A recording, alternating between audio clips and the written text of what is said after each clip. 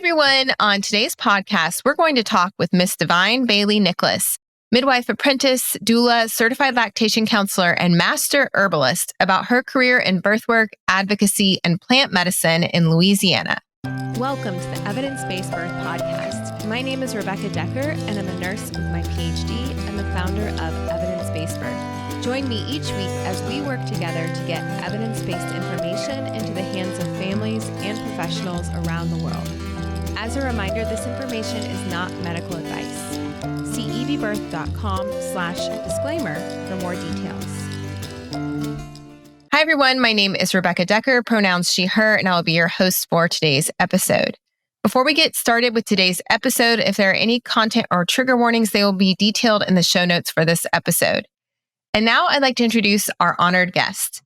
Today, I'm so excited to welcome Miss Divine Bailey Nicholas, pronouns she, her. Miss Divine is a midwife apprentice, certified doula, certified lactation counselor, and a master herbalist in the Southern tradition, and founder of Divine Birth Wisdom. Originally from Chicago, Illinois, Miss Divine is proud of her Delta, Mississippi, Alabama, and Georgia roots. It is that cultural foundation that breathes through her plant medicine and birthwork. Currently, Miss Divine is a charter member of the Afro-American Historical and Genealogical Society, Louisiana chapter, where her role is historian. She's a member of the Healthy St. Landry Steering Committee and member of the Community Partners Advisory Subcommittee for the Louisiana Perinatal Quality Collaborative. Divine is also the founder and executive director of Community Birth Companion, a nonprofit organization working to decrease infant and maternal mortality rates through childbirth education, breastfeeding support, and community doula support in St. Landry Parish, Louisiana, where she resides with her husband and 4 children. We are so excited that Miss Divine is here. Welcome to the Evidence-Based Birth Podcast. Thank you for having me. I'm excited to be here.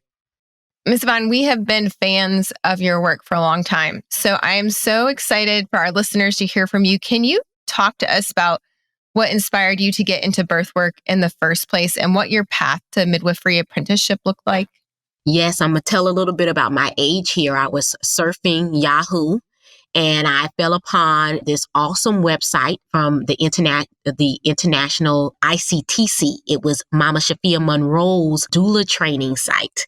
And I was looking at doula work. But on the original site she had when she started, it was tons and tons and tons of information about Black midwives and traditional Black midwives. And you could just click on an article. You would read that. It would take you to a whole nother article. And it was just this rabbit hole of information about the historical legacies of Black midwives. And I could not leave the site. I would be on there for till 1 a.m. Come back the next night. At the time, I was working in education. It was something in me that just told me I wanted to be a midwife. And when I had my first child, I want to have midwifery care. And the word midwife was not foreign to me. My mother had a midwife for my younger brother's birth. And I was always told that my maternal grandmother, her first 2 children were birthed by a midwife. And so my goal was to be trained by Mama Shafia to be a doula, because my whole plan always was to be a midwife. But I was like, well, how do I know that I'm going to be able to handle being on call? How do I know that I'm not going to faint when I see a baby come out? And so I said the best way for me to do that is to become a doula. And it took almost 6-7 years for me to be trained from that initial spark. I had 2 of my own children before I became a doula. And so I've been doing birth work since about 2010, 2012 is when I founded Community Birth Companion. And I just have, continued on this path. Yeah, so you've been doing doula work for a long time. How did your own birth experiences impact your journey? Wow. Yes. Like I said, I always wanted midwifery care. With my first daughter, I had midwifery care for the entire prenatal period at a birth center in Lafayette. At the time, it was called Gentle Choices, and it's no longer there. It was in Lafayette, Louisiana. And my daughter came early. She came at 36 weeks. And the midwife at the time said, because of our birth center rules, even though I think I was 36 and 3 or 4 or something like that. And she was like, we have to transfer you. Like my water had broken and I was contracting. I was in labor. And so we transferred to the hospital setting, and I just saw the way the system treated me in the hospital setting. And I was just so happy that I had midwifery care and I could speak up for myself and my husband could speak up for himself, because it was things that was thrown out as far as not being able to eat in labor. I was told that every labor is a potential C-section, all of these things that could have made someone else very nervous and very scared, especially with their first pregnancy and childbirth, that I was able to push through. But I was able to push through that because I had midwifery care and because I was educated into what was normal and what my rights was. And I went on to deliver vaginally a healthy baby girl. And from then on, I had home births. Because I knew I never wanted to be in that setting, in that hospital setting again. But it has definitely, having children and being in navigating the health system as a Black woman, having children has definitely influenced my birth work, in that I'm very intentional about the things that I say to the community that I serve. I'm very intentional about the way in which I share language in the way they can advocate for themselves, especially not just simply saying navigating the medical system, but navigating the medical system in South Louisiana. Yeah. And for our listeners who aren't familiar with birth in Louisiana and the rest of the Deep South in the United States, can you kind of give us a snapshot of what it's like to give birth, especially as a Black woman in the Deep South? Well, what I can say is this. We're in areas where we have a lot of rural communities. We have a lot of areas that are just maternal health deserts, as far as there's not local OBs. There's a limited amount of birthing hospitals. There's hospitals with 50% cesarean rates. There's hospitals that do not support VBAC. And so you're told that, okay, not only is it 50% cesarean rates, but if I do happen to have a cesarean, whether it was necessary or a true emergency cesarean, or because I was high risk that really did need a cesarean labor, that I will always have a cesarean. And that we know that multiple cesareans increase the likelihood of maternal morbidity or maternal mortality. We have high levels of maternal mortality and maternal morbidity rates in the South. I believe Louisiana teeter-totters on getting an F or a D from the March of Dimes for preterm labor and just the care, preterm babies, small babies, NICU babies, the care of our community in these settings is not the best. And it's a status quo. There's the old man's club type of thing. I was just going to say, like a real strict power hierarchy with old white men in charge in most places. Oh, yes. I mean, and you navigate, and I don't know if it's like this. I've done the majority of all my birth work in the South, but coming to being a birther or being someone who supports birthing women, and you come on to the labor and delivery floor and you don't see any Black nurses, and the hospital may be serving like a 60% African-American community or what have you, and you still will rarely see a Black labor and delivery nurse. So all of that are issues when we are in the system. You're in a system in which they don't ask you, they just test meconium. People are being tested, their babies are being tested for drugs, no consent. You have people at the hospital systems that have knee-jerk reactions to calling DCFS or certain communities. So you have all of this going on, and we are birthing our children in this environment. I also wanted to share, we've had several other midwives come on to talk about the state of maternity care in Louisiana. And one of your colleagues, Ms. Charlotte Shiloh Godot, came on EBB 56 to talk about Black midwifery in Louisiana. And Nicole Deggans came on in 156 to talk about navigating systemic racism in birth work, particularly from the labor and delivery nurse viewpoint. Yes. And of course, we've got Mama Shafia Monroe came on EBB 152, which we replayed in 2022 as well. So I encourage our listeners, if you want to learn more, we'll put the links to those in the show notes. But Ms. Devine, I was wondering if you could talk a little bit about, you've kind of set the landscape, or like, this is the environment that families are birthing in, and Black families in Louisiana, especially. What kind of advocacy work have you started? Like, how did you go about, in such a difficult environment, starting to make an impact? Yes. So in 2012, right after I was trained as a doula, I tell everybody my question to Mama Shafia was, how do I, at the time I only had 2 children, had no vehicle. I said, well, how do I do this work? And Mama Shafia said, well, become a resource. And so I was like, okay, I'll have the families come to me. And I created a community birth companion. And it was very intentional for me to name it community, because I wanted it to be based in, I know a lot of people just say, oh, it's for the community, but I wanted the community to take ownership of it, that we were doing more of a community care piece, a community model of care. And what I did was I reached out to the local hospital, Department of Health, Healthy Start, Head Start, and I hosted a lunch and learn. It was Save the Babies Lunch and Learn, in which we talked about the maternal and infant mortality rates of the state and of the area. And at that time, in 2012, that was the first time all of those organizations, at least in our area, that served our region, had ever been in a space together to talk about maternal health. And that would be crazy now, because we have all type of think tanks now, so we take for granted that like always happened. But at the time, that did not happen. From that, it sparked our local hospital. We have one hospital in the area that I reside in, Opelousas, Louisiana, and Opelousas General started going through the process of becoming baby friendly. And when they went through that process, they needed a community liaison. And so I became one of their community liaisons.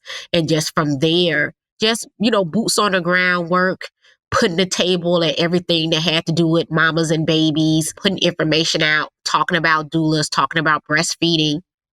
And, there's different waves in healthcare and nonprofit work and grassroots work, where sometimes people are ready to hear about a thing. Sometimes they're not. And at this particular time, even though my focus had always been on doulas and midwives, I was also breastfeeding my children, and the wave was breastfeeding. We're talking about breastfeeding, baby friendly breastfeeding. And so I was able to get my foot in the door by talking about breastfeeding, but then also saying, well, what else increases breastfeeding rates? Women having access to doulas, women having midwifery care. And I've had the same vision, the same mission through all these years, is that we can do this work. We can better birth outcomes with childbirth education. Our community has to be educated on their rights, on what their body does during pregnancy and labor, and breastfeeding support, because we live in areas where our communities are not breastfeeding at the rate at which our community needs it, because we have premature babies, we have small babies, and breast milk is medicine for those babies. And community doulas, because the majority of our families still birth in hospitals. So if they're still birthing in hospitals, and in those hospitals, very few of them have even nurse midwives in them, that we need them to have some outside support via doulas. And it's still talking about midwives, because my goal had always been to push, and I continue to push, the inclusion of midwives in bettering birth outcomes in the state. And I think the exclusion of midwives is really a detriment to our community. Yeah, can you talk a little bit about how midwives are excluded from the whole birth industrial complex in Louisiana, and how they're not included and made to feel welcome and things like that? How difficult is it to practice as a midwife in your state? So I will say the difficulty is in exclusion. It's in the erasure. When you erase or you don't even mention the midwifery model of care, when we're talking about bettering birth outcomes, there was a whole entire summit about bettering birth a few years ago in New Orleans, and no one wanted to talk about midwives. Everybody wanted to talk about checklists of, making sure, which was important, checklists for, a preeclampsia and checklists for how we handle hemorrhage in the hospital setting, which is all important. But still, just not even saying midwifery care is exclusion and really does create this idea that you're not welcome. So, for instance, out of hospital birth midwives sometimes have to transfer their clients to the hospital. And guess what? That's okay. That's the way the system is supposed to work. If something changes, if something becomes an emergency, what makes it a beautiful work is that we should have collaborative care, and it should be an easy transition from the birth center setting or the home setting to the hospital. And what was happening, especially during COVID, was certain hospitals were saying, well, if you don't have a doula badge, then we're not letting you into the hospital. But as a midwife, I still am supposed to have a continuity of care. I'm still supposed to, I might not be the primary provider any longer when the client does end up in the hospital setting, but I'm supposed to be by my client's side.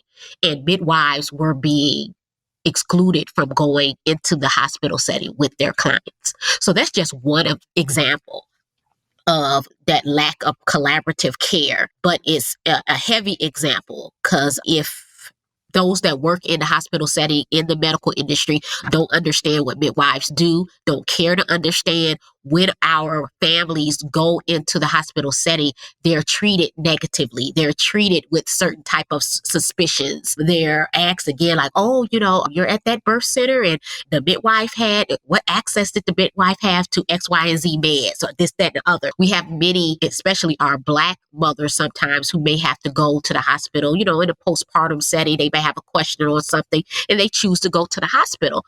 Well, then they're like given 21 questions on, okay, not genuinely, but still believing, like, I guess somebody's giving birth on the side of the road. These midwives are ignorant, all these myths.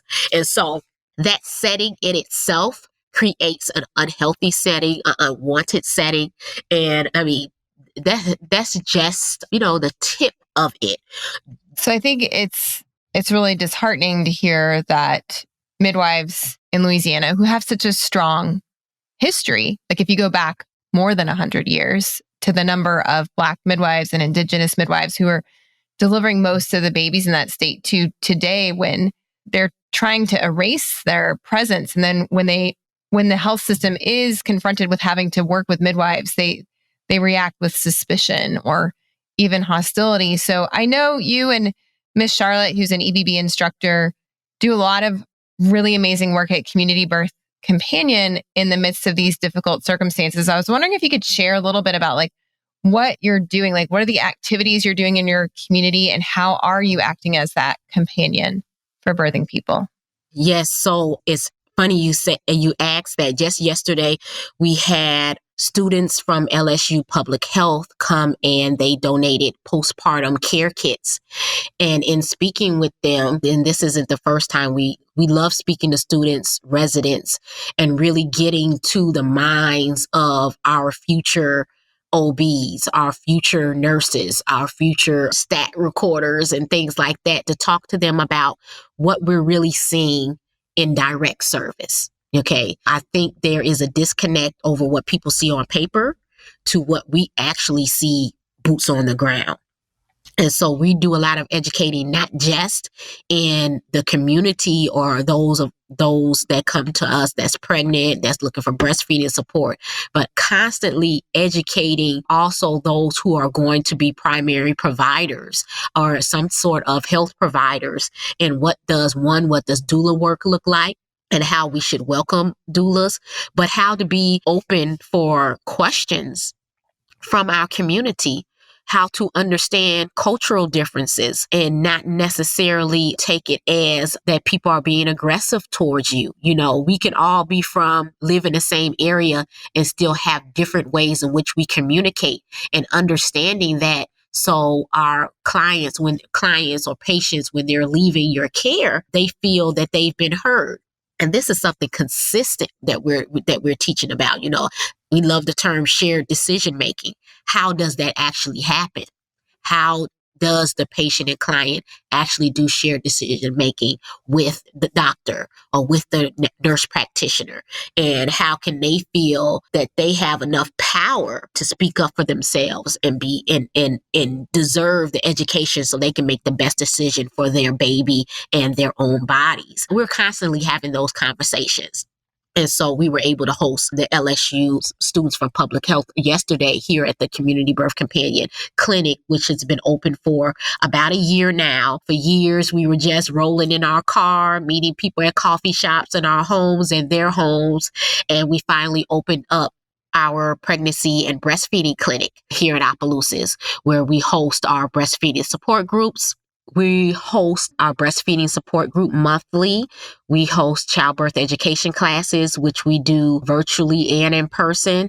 And we also do our community doula trainings here. And so it really is a safe space. I think I told Miss Charlotte shared with me the idea of a brave space, right? That we really try to create we also have a partnership with an organization called Saul's Light that works with NICU families. And so we have a lending library, small library in our little children's area, a nook where there's books on how to be a big sister, big brother, or what does it feel like when you have a baby in the NICU, and just a good space where people feel like they can bring the entire family. And we really want it to be a welcoming space for them. Just in the past year, you actually got your own physical space to have these kinds of events. Can you tell us about that? Yes, it has been really a phenomenal feeling to have something to say that, okay, this is Community Birth Companion. Because unfortunately, especially as a Black woman starting something from the ground up, I didn't have a lot of models on how to do this work. And so I was often like, I hand out a card and people say, oh, well, that's great. Well, where are you all located? And I'll say, well, call me, or we can talk on the phone. We can meet at a coffee shop or we were just going directly to our mothers and families, and that's awesome as well. But it's been really great to have this space where people can come, feel connected. We can host them. It's been really great to have a space where everybody can come and we can host them and they feel safe and we feel like this is our own. And so I'm just so happy and ecstatic that we can say, hey, meet us at X, Y, and Z, and it's ours. We don't have to, keep putting out money to, rent anything. And as far as a space that's not something we can continually come back to, hold diapers, like we have a few boxes of the postpartum kits, things like that. They're here and we can ask our mothers and families to come here. And so that's been a beautiful thing. Yeah, and it's amazing if you follow Community Birth Companion on social media, which I highly recommend that all of you listening do that. You can see, you can actually see that you share with us, the events you're hosting, the baby showers and the different, kit assemblies and giving out of supplies and the classes and the doula trainings. And it's incredible how you've created this hub for perinatal care in a rural part of Louisiana that, like you said, it's a desert. There's not enough resources for the people there. And I'm glad you brought that up because we are a perinatal safe spot. And that's something that Jenny Joseph started. We're really pointing out these maternal health deserts and saying, are you doing the work there? And if you're doing the work, and we were a perinatal safe spot before we even had a brick and mortar place to come to, because she would say, hey, this could be virtual. This could just be that you provide the services, but really being a perinatal safe spot, a spot where everybody can get educated about how to better themselves. Because when we can better ourselves in the language and how we feel about ourselves, we can advocate for ourselves in the birthing setting, and it takes you everywhere. I tell people all the time, the language that we teach you, you can use it when you go to the dentist. You can use it when you're getting checked for breast cancer. All of this, it starts here. but you can advocate for yourself in so many different areas. Yeah, in the school system, with childcare, daycare, workplace, everywhere. Yeah.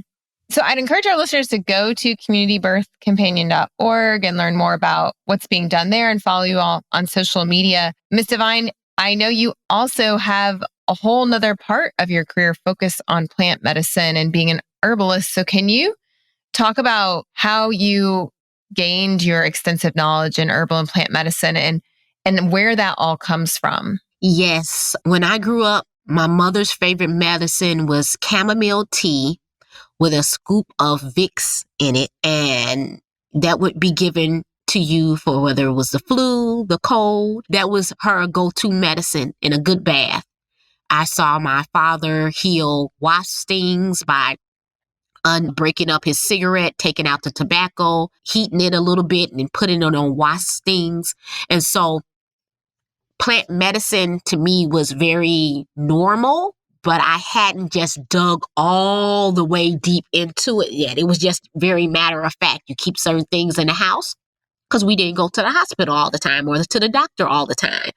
And that still, we had chamomile in the house and we still had Robitussin in the house, right? So it wasn't like it was totally plant medicine, but it was not foreign to us.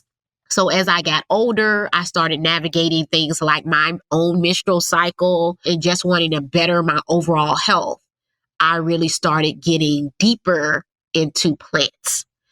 And that's really a love for me, making plant medicine, talking about plant medicine.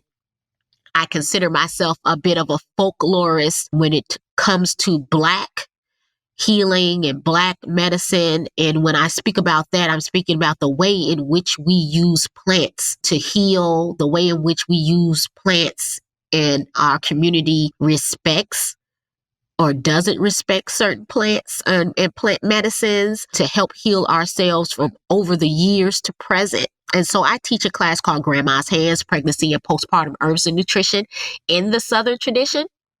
And it focuses on the plants that were used by Black midwives and the communities they served to support pregnancy, support labor, and support the postpartum period.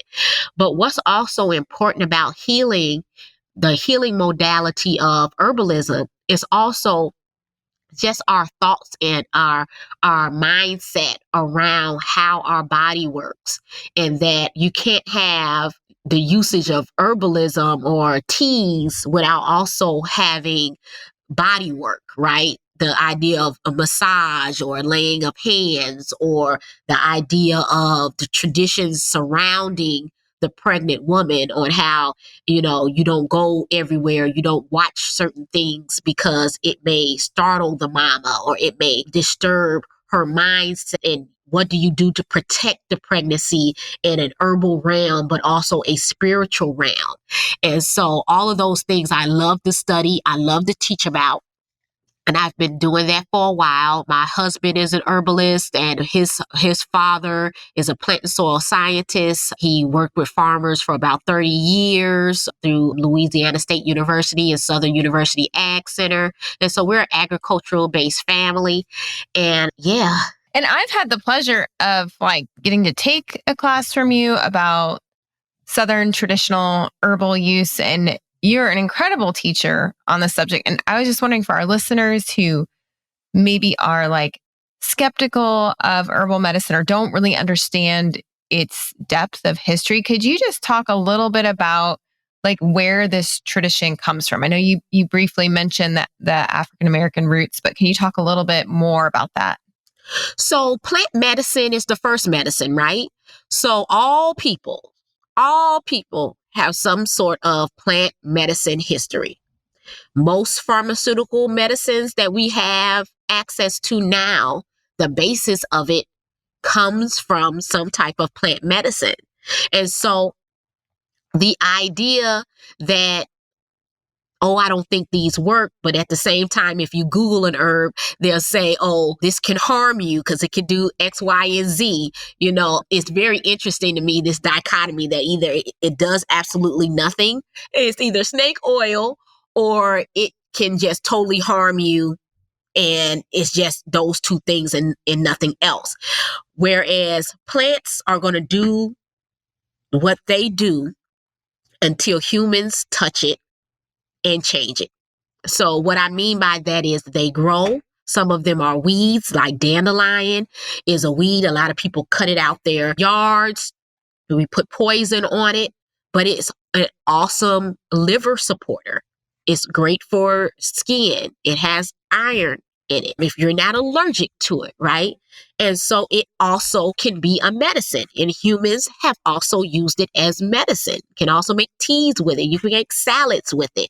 It's edible, right? And then you have some plants, they may be ornament, the snake plant, or what some people call it, the mother-in-law plant, can also, the sap from the leaves, you can also heal snake bites. So it's a lot of plants have many usages.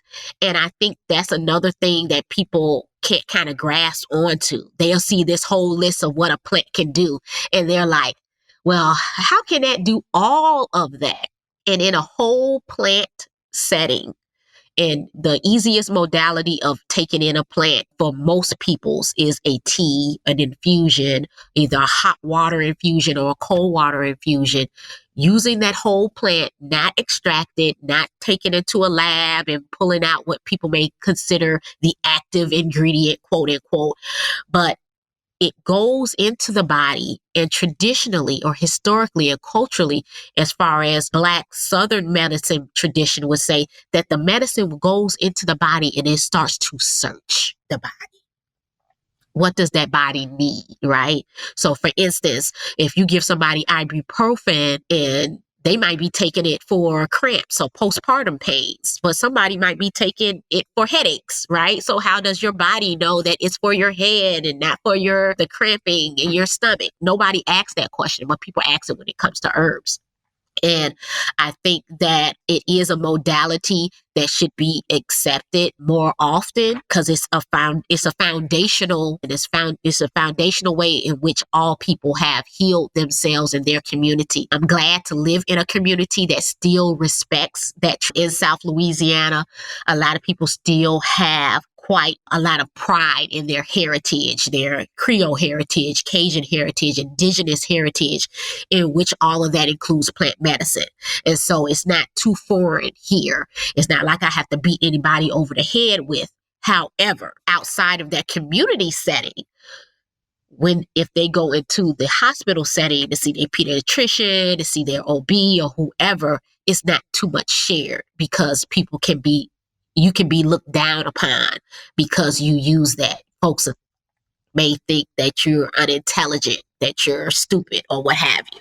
I think it's important you bring that up because I'm sure a lot of our listeners live in parts of the world where plant medicine is looked down on. As like you said, it's either a snake oil or it's poison. And I remember I grew up in Tennessee in a more like urban/suburban area, and plant medicine was something we never talked about. Like we drank tea from the store, but that was it. And it wasn't until I was in my 30s living in Kentucky when a friend introduced me to the fact that there's this weed that grows in all of our yards here that if you crush it or chew it up and put it on a mosquito bite, it will take the itch away and the pain away. And mosquitoes love me, and I have struggled with that my whole life. You know, there's other members of my family, they won't touch them, and I'll get 15 or 20 bites. And I tried it one day. I was in the backyard. I had these horrible mosquito bites. I had used all of the steroid creams, all of the Benadryl creams, even taken oral Benadryl, and they were still bothering me. So I grabbed a leaf. I didn't feel comfortable chewing it because she had told me to chew it, but I grabbed it. It was very easy to identify, kind of crushed it so that it had a little bit of juice coming out of it and put it on the itch, and it went away immediately. And I was shocked. I was like, this is growing in my backyard, and I never knew this. So that was for me, the moment that my eyes were open to the fact I don't even understand the plants that grow in my neighborhood.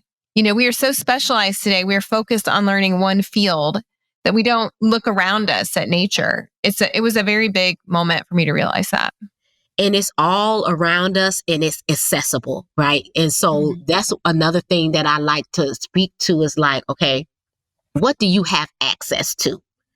If all you have access to is chamomile, well, how many ways can you use chamomile? You can use chamomile for skin. You can use chamomile for colic, for gas, for fevers, as long as you're not, allergic to ragweeds and things in that family, right? And then what grows in your area that you can use for simple things like mosquitoes, or simple things like planting certain plants around your house to keep mosquitoes away. So it's all different ways in which to use plants. I like to use plants to support pregnancy and the postpartum period. I like to speak on herbs and plants and spices that are very accessible, from things like cinnamon to cayenne pepper, to alfalfa, to nettle leaf. And I also like to talk about things like castor oil and how it can also be used topically for many things. And so in teaching about herbalism, we have to also unmask how so many of us in our community, especially people of color, because of our integration, because we have, felt the need to integrate. In that integration, we've put some things by the wayside. We've thrown some things away, some things that we consider or have considered, or we believe that either white people or white supremacy feels is dirty, is backwards, is something poor people do, is unintelligent. And so what we're finding out, though, is when we threw those things away, we threw out the best of us. We threw out the ties that bind us culturally and that can help us in this war we're in, as far as the deaths of our babies, deaths of our mothers, us not feeling like we have any type of autonomy over our bodies, because we don't even have any autonomy over any healing heritage. So we think, because we feel like we've given it all away. So it becomes a reclaiming work doing this work. It becomes a work in which we are calling a thing a thing. We can say, oh, my grandmother did this. My grandfather did this. Oh, I remember seeing this growing. So now I can take ownership of a thing. It no longer becomes something that someone just does to me. It's something that I can do and really take part in my health. Because a lot of times we're just walking into these clinics, walking into these settings and just being given a script. Well, here, go get this medicine, take it, 2 times daily. And okay, the doctor told me to take that. And I have totally no ownership in that. And so what plant medicine does, it allows you to reclaim that and reclaim your healing. And you can do it, and integrate it in the support you're having from your primary provider. I think the midwifery model of care and community care lends itself to be a more safe space for folks that are into herbalism versus those that may be doing the regular care with their doctors. Because even though we may say, hey, ask your doctor if this, if you can use this, most of them are not educated in plant medicine. And so they don't know. Unless you're working with somebody who culturally or via their background or heritage grew up using plants, they're not going to be supportive of a person using that. Yeah, they're going to have the either or dichotomy. They're going to see it either as useless or poisonous and not kind of see the nuance in the middle. And it seems to me, though, I think one people's fear of herbalism is that fear of doing something that could be toxic or poisonous.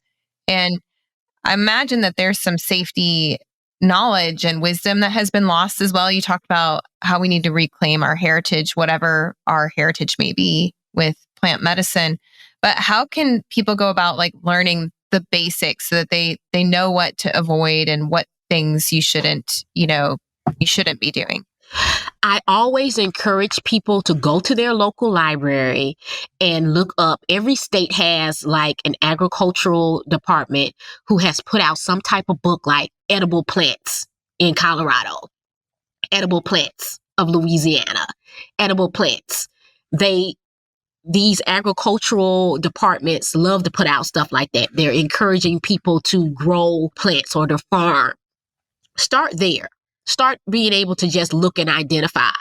And then look at some basic things. I always go back to chamomile because people feel like that's super safe, but also know anything can give an allergic reaction. I can eat a banana. Somebody else can eat a banana and break out in a rash.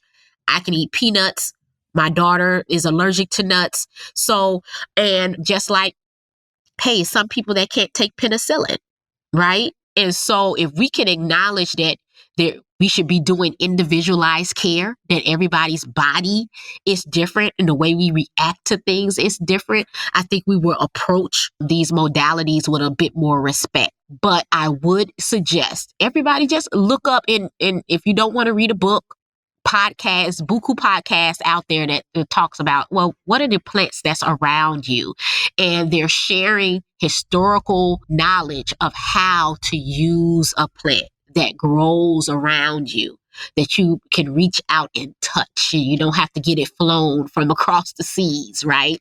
And this is really more accessible knowledge than people think it is, because even master grower gardener classes that's in areas like, if you would Google taking a master gardener certificate in whatever state, you'll find information there. And that's a huge help as well, just understanding about plant and soil and how's the dirt around you, what's the nutrients in the dirt in your local area. So when you do start planting your own medicine, how healthy it can be.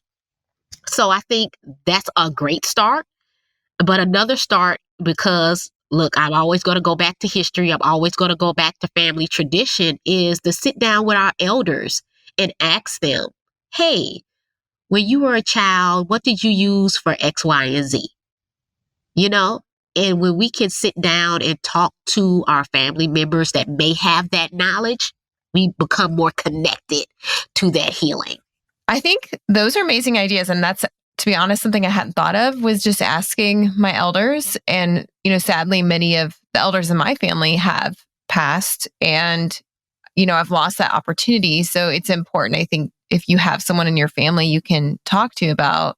I love that idea. I also know you're not one to self-promote. So I would encourage everybody to go to divinebirthwisdom.com. Divine is an amazing teacher, has a really thorough 6-week course on ethnobotany called Grandma's Hands, Pregnancy and Postpartum Herbs and Nutrition in the Southern Tradition. And it's an online course, and there's different cohorts that open throughout the year. And, we got to have a sample of that when you came in and taught our pro members about the African perspective and Southern tradition of plant and herbal medicine. Yes. You've led that training for us. You have come to the EBB conference. You're engaged with Ms. Charlotte, who teaches the EBB childbirth class. Can you share a little bit before you go about how your work interacts with evidence-based birth in your community? Oh, I love this topic, because people will often say, well, how does our traditional cultural modalities connect with evidence-based birth, right? Or evidence-based modalities, And when we're using evidence-based birth in our community, it's not to take away from our heritage or how we heal ourselves, but it is to use the language that their providers are using, is so they know how to advocate for themselves. So it makes no sense for me to tell the provider, well, the mom is, she's using Nora tea, which is nettles, oat straw, red raspberry leaf, and alfalfa. She's taking the infusion 2 or 3 times a day, blah, blah, blah, blah, blah. If that provider does not respect that, but if I equipped the client, the birther, that, okay, you should share with your provider that you're looking at an alternative support for some of the issues you're having or to support your pregnancy, you do have that right to share with them and, see where you all can negotiate as far as your care. And we're able to do that by using a lot of the one-pagers for evidence-based birth. They're really easy to pass out to our clients that we work with. We have a doula, community doula program in which we work with families throughout this parish, Lafayette, Baton Rouge, and we're going into some other parishes. And so we equipped our doulas with that. Hey, that's a resource for us. Evidence-based birth is a huge resource for us. Those one-pagers on, okay, this is what the doctor is saying to you. Let's take some time to explain it so you can have what we always suggest is for each prenatal visit, go in with 3 questions, right? Right. And so, okay, they're saying that you may have gestational diabetes. They're scared of a big baby. So let's go over what are the risks, what are the true risks? What is your doctor's concern? And how do you go about asking your doctor, okay, what is your concern right now about my baby? And I believe that evidence-based birth allows us the language that we can support our communities with. In a perfect world, they wouldn't have to learn the language. In a perfect world, I could come in, sit down in front of a provider, and they would treat me equally. They would treat me fairly. Period. That's not the reality. So evidence-based birth becomes almost some ammunition for us to use. So we have that in our back pocket, in which, okay, let's look at the research. Okay, and how do we say this in layman terms? And this is what you can look at. And you can say, oh, well, I was on the site Evidence-Based Birth, and I've been doing my research. And then now we have a whole nother type of dynamic going on between the client and the provider. And then it's like, oh, so this person is looking at something. This person is researching. So now we see that constantly, that the dynamics change then. And so it does support the work that we're doing, and one doesn't take away from the other. It doesn't take away from our heritage work, and the heritage work doesn't take away from evidence-based birth. It really does in the way that we do it, especially the way in which Miss Charlotte and I work together with Community Birth Companion in our area. It really does blend well together. Yeah, it sounds like a beautiful marriage that helps you level the playing field so that you can get the respect that you already deserve on your own. But right. Yeah, I know what you mean. It's like being able to build a little bit of a bridge between the two worlds. Exactly. Yeah.